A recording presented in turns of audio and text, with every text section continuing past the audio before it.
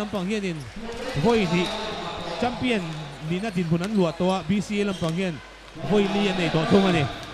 คอนสกอตชิงแกมมิโซรัมตันเรากันเด็กตัวนี้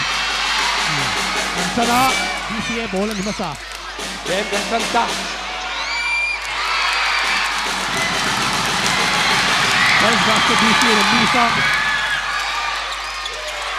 LS3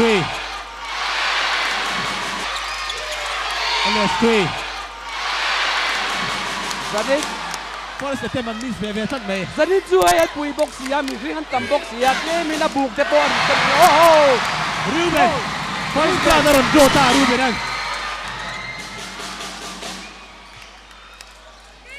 Thiêng à Zanin chui on first out start oh Matthew easy about smooth there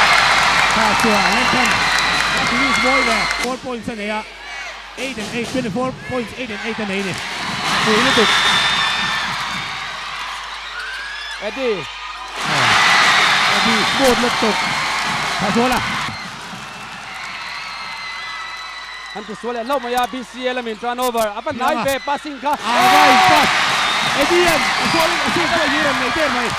game on đang làm đâu lek chu dần mà sa khan chuan game on khan à tira trong hạt cái mình hành nor đâu hal khan ya thả số là tui hai cái tên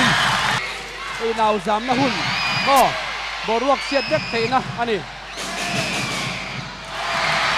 เรื่องของท่าเจ้าบ้านคนที่เอาอันเป็นอย่างลึกตุก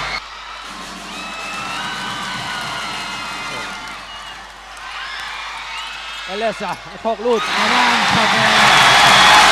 เอเลซ่าซองและตกเป็นเตะค่ะอินซิร์กันอันนี้เป็นทีวีซิร์กันที่พวกที่สันมาสายแล้วลูดไถ่ตัวไอ้ที่มิดเลนส์effective range จุงแล้วมาจังตะบอลเลยก็ไทยซี5นี่ก็ตัวมาหน้าก็ให้เราเลยคุณมุนารีจวนจุงดังจวนอันปนียันจะยินไปนะเกลแต่เฮ first ตัวเดรายยันโฟลันเองไอ้มังเราเนี่ยอันไม่กะลิขณะที่เบียร์ตั้งฮันเกลไทยก็ไม่อะที่โชว์%โฟสางอันนี้ค่ะอันลูดไทยเบอร์บอลนี่ยังบิ๊กเฮาซิงอ่ะจวนเซฟจากที่บอลไล่เมกินจะเซฟอ่ะริวเป็นอาโซนุนั่นแหละจะเซฟเตะเห็นนี่อ่ะตัวเต็มที่เอาว่าปุ๋ยเบย์ข้าซัวรุ่นเราข้าซัวแล้วก็เทคโดนแอมปีกนะปีกอาบาโมยตักแอมข้าซัวล่ะMSL Season 8เจ็ดส่งไว้ที่คุณจันสันในพารังเสียงไม่ไล่ไม่ฮิที่บอยชักกันนี่TBA ข้าซัวนั่นไว้ขับปักมาหมดซัวเรามาเซ่เอเลนอมโลลาเอ็นจีสินเทคโดนall the way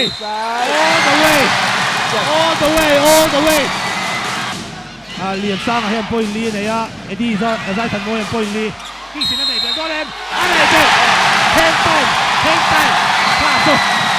มันเกี่ยวกับเลยมันไม่โดนนักวิธีนั่นนี่ MSL GBS MSL Season 8โอ้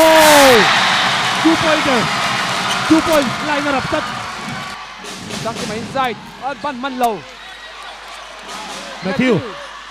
อาวันสตรองแวร์แมทธิวอาวันเทเวโดนทีเดียวโดนจริงเสียระวังจูโอ้แล้วตอนนั้นโดนป้าสตูอันซงอาตบไปเห็นจูอันเห็นจูติดกันแวร์อันซันจูอามาเห็นเฮร์ทุตาจูที่เขาเสียสปอยน์ที่ในจบมา20 plus rebound เนี่ยจูชวนนับเป็นเอเรียโดมิเนตเสียติลังอินอารีนอมโซนนัด3อัลลูเนี่ยตาโอ้อัดชัวร์เล่าไม่กันลันจัมบอลออกมันเลวินบอลนินจูอาบะปุยเปรเปสเปล่า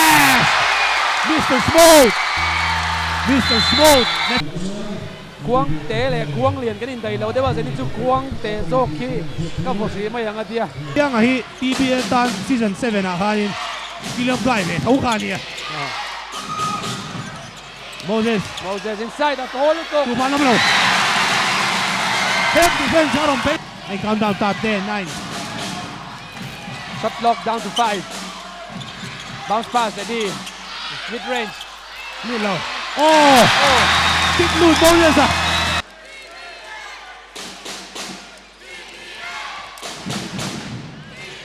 Kiss. One more ball movement. Pass to Eliasa. เอาปุยนี่ Oh. high field ทั้ง oh Apa pa po VR4 ra khel reng chin lal than mo ya LTM makhania LTM Kaya anu ni chu. ani. Oh, Nalali Kiss. na rin kay. Free. Kan hu tu lo deu tu na khani lan 3 run shoota alut lo. Joshua Keys Kiss inside. Power for And one. Chaulea. and one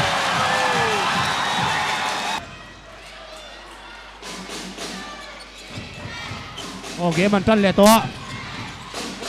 ดัลลินะ 3 ลูดเลยตาดัลลินะเรนเท Emmanuel Rina. Oh. Defender. Afahan tight ve Parmega screen ha. Rina thok chau. ปาเตล Patel. โอ้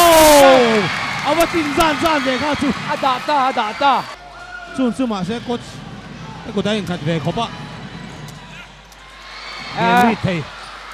Dia haban phangang lo ni. Oh, Joseph ma chawin. Thiang a bok ani Thiang a bok. thiang a. มาแล้วเว้ยถ้าชัวร์ล่ะไอ้เต็กเหลียโดนโอ้ยจุ่มจุ่มมุดตา59-60ครับมิดขัดเล็ก second สม underestimate จีนเรา That's the big P. Capital Pui P ni ka. Aban palian em. Kasang em di dang. เอเดียร์สุดทุ่มเอเดียร์ฟิตสรีมีสุดทุ่ม Oh, ลุ่นเราแล้วอะ Zona zanin chu hey ha game cool khop mai ya. เอเมนูเอลทรีลุดตา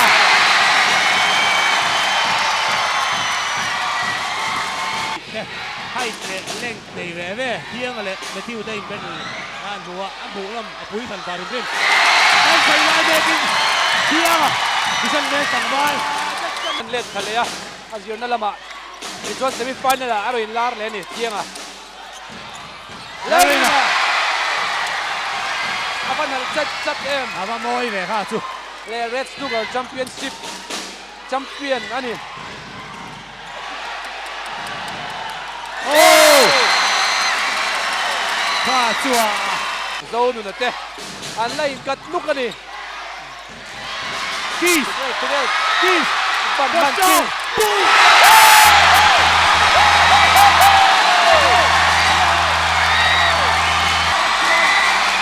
Arin mama. Lomo. Bang. Bang. แหวนนะครับ Thiang ve. ถ้าโซลันก็ทีเดียวหุ่นทีนี่มานะอัลโหลเรื่องมาบอยเลยเส้นซาดินจูจังเขาวินอันเต็กกี้มันจะเท่าหรือไม่รีบอลจ้ะกี้สลุดตากี้ Oh. ก้องสลิดเจ็บตัวไม่ขัดเสียลุดมันอาบาริโกวาร์ทราย Nava free โอ้ there. กี้ Block mo yung mana. Five block mo nito. Kan ringan niya side. Takarin ni Marcela. Shoot man ina in ring beya. โบลัสกิวร์พัตตูอันนี้รู้ไหมนี่ Tu nakin sa til di katil har takaniya zirangay. Katiyang. Oh! Aba puine. Aba irukyok na ina. Oh. Ahas red One ball out, Keys. inside. Idea, mid range. Oh. Pasu. Jagger. Second song nga le pakuwala o ma. Singay na ang tolo. Coach Bang Kanta. Champion betul. Officially pada PBL. Kita pada PBL ang champion eh. Ada lebih tak eh.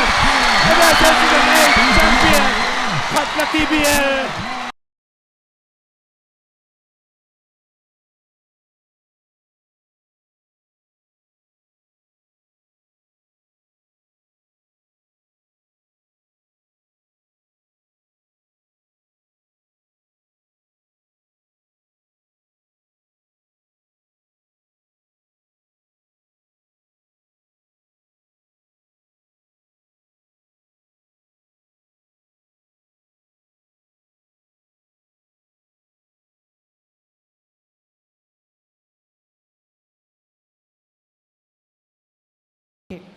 MSL 8 Rookie of the League 2 Katla South Baron sa changin H Lalmatswana hani Hello man hian cheng sang thum le momento akeng telani Ole Mizoram Super League Season 8 Defensive Player of the League Dong Tu Chu Zarko BCA changin Matthew Rem Tuang Asailo ani Hello man hian cheng sang li le momento akeng tel bokani Puzaw man puya kan lo me MVP Mizoram Super League Season 8 MVP He champion team atanga season nga points nga bende na pek chinania Chuan tun MSL Season 8 kan MVP 2 Joshua Keys TBL Our most valuable player of the MSL Season 8 Joshua Keys jersey number 14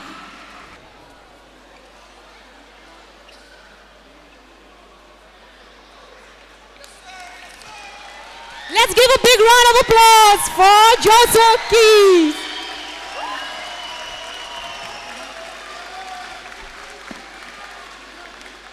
Ole, puel vila kan tuang at sunga kan lome. Medal kan sim masanga kan MSL runners up Zarko BCA players te medal dong masaturin heta hian lo chho sila. Ring takin kut kan lo beng do na dia.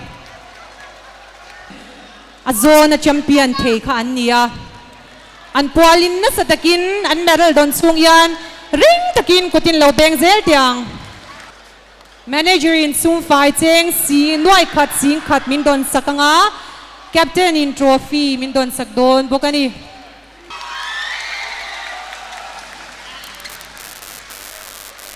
azona voili champion thei khan ni kan chuang tak zet zetani Zarko BCA in season li an champion nuwa MSL champion thar Kanaita MSL champion hian sum fai cheng nuai hi le sing hi trophy le medal an dong dona TBL lo choro le MSL season 8 champion TBL debut